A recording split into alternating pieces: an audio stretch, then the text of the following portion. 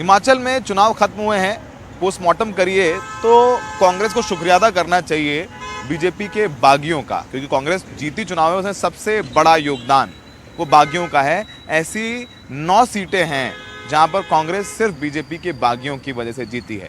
2 पर तो बीजेपी के बागी चुनाव जीत गए। केएल ठाकुर जीत गए नालागढ़ से, जो कि पूर्व विधायक थे, बीजेपी के टिकट नहीं मिला तो निर्दलीय लड़ गए। होशियार सिंह जीत गए देहरा से, भी बीजेपी के बागी हैं। इसके अलावा जिन सीटों पर कांग्रेस जीती है वहां पर कहीं बीजेपी का बागी 10,000 वोट ले गया तो बीजेपी 4,000 वोटों से हार गई।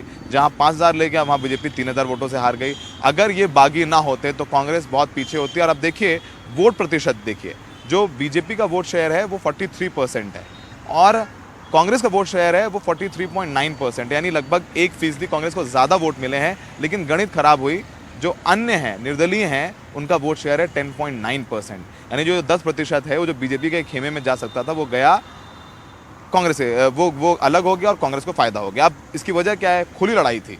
जेपी नड्डा, जयराम ठाकुर जो कि मुख्यमंत्री हैं, जेपी नड्डा राष्ट्रीय अध्यक्ष, वो एक खेमा, और धूमल साहब, अनुराग ठाकुर भले ही कहें कुछ भी ना, लेकिन साथ में पूरे चुनाव में खेमेबंदी ज़बरदस्त तौर पर समझ में आ रही थी। धूमल साहब का चुनाव नहीं लड़ना, उनको आगे ना करना भारी पड़ गया। हमीरपुर, अनुराग ठाकुर केंद्रीय मंत्री हैं, सांसद हैं, हमीरपुर की 5 विधानसभा सीटें हैं, 5 सीटों पर अनुराग ठाकुर बीजेपी को 1 सीट नहीं जिता पाए।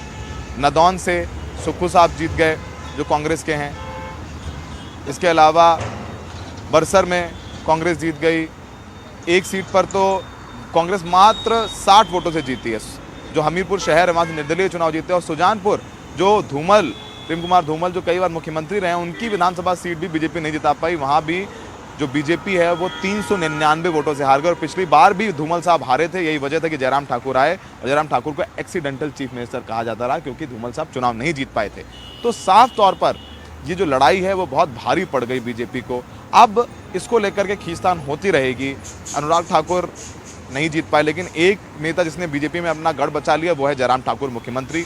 मंडी की 10 में से 9 सीटें बीजेपी जीत गई है, मार्जिन कम है। जेपी नड्डा राज्यसभा सांसद है लेकिन बिलासपुर से आते हैं, 3 सीटें हैं, तीनों बीजेपी जीती, लेकिन बहुत कम मार्जिन से जीती है, बहुत थोड़े वोटों से, 200 या 250 वोटों से ऐसे जीती है बीजेपी।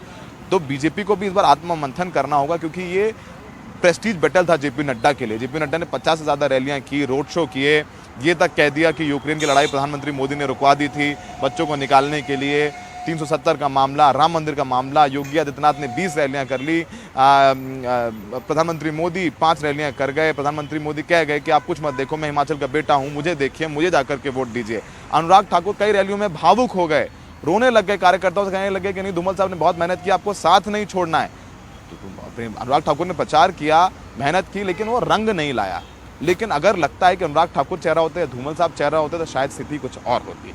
तो इस बार कांग्रेस को खुश होना चाहिए, उनकी सरकार बन रही है, 40 सीटें आई हैं, लेकिन उनको धन्यवाद करना चाहिए बीजेपी के बागियों का। अगर अनुराग ठाकुर, धूमल और नड्डा और जयराम ठाकुर के बीच में मतभेद, मनभेद नहीं होते तो आज शायद स्थिति दूसरी होती, रिवाज बदल गया होता, सत्ता में बीजेपी होती, कांग्रेस को फायदा मिला और पुरानी पेंशन योजना में बीजेपी को लाभ पहुंचा गई है। तो फिलहाल अब ये आत्ममंथन करना होगा बीजेपी को कि कैसे हिमाचल में एकजुट रखा जाए, क्योंकि जेपी नड्डा दोबारा राष्ट्रीय अध्यक्ष बन रहे हैं और उनके प्रदेश में बीजेपी का हार जाना वाकई में एक बड़ा सवाल खड़ा करता है। सहयोगी प्रेम सिंह के साथ हिमाचल से सौरभ शुक्ला, NDTV इंडिया।